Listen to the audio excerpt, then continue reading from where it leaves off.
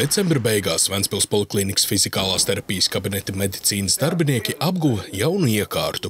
Tagad papildus magnētiskai terapijai, depersonalizācijai un citām rehabilitācijas procedūrām pacientiem ir pieejama arī limfodrenāža. Šo fizikālās terapijas veidu ārste rekomendē dažādos gadījumos, piemēram, sportistiem, lai mazinātu muskuļu sasprinddzinājumu, nogurumu, kas savukārt stabilizē nervu sistēmu un veicina atjaunošanos pēc traumām. No kāju apakšas uz augšu tāda mainīga plūsma, ietverot vēderu, paredzētas mums arī roku manšetītes būs perspektīvā.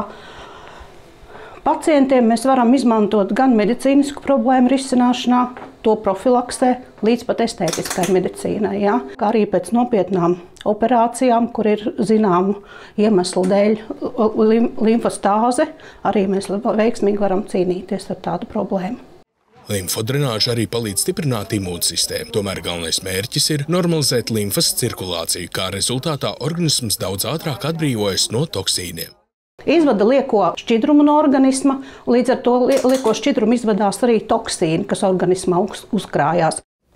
Limfodrenāža ir piemērota gandrīz ikvienam, taču pastāv noteiktas kontraindikācijas, piemēram, to nedrīkst veikt asinsvadu tūskas gadījumā, nieru mazspējas gadījumā, neatrisinātu arteriālā spiediena problēmu gadījumā, kā arī anērismas gadījumā. Infekcijas slimības, paaugstināta temperatūra, ādas problēmas, varikozes čūlas vai tromboflebīti nevar grūtniecības laikā un menstruāciju laikā. Protams, mēs ļoti strikti izvērtējam pie onkoloģiskām saslimšanām. Tāpēc ir svarīgi, lai pacienta stāvokli sākotnēji novērtētu ģimenes ārsts vai rehabilitologs. Procedūra ilgs 30 līdz 45 minūtes, kurs līdz 15 reizēm. Limfodrenāžai ir arī nenoliedzams efekts estētiskajā medicīnā.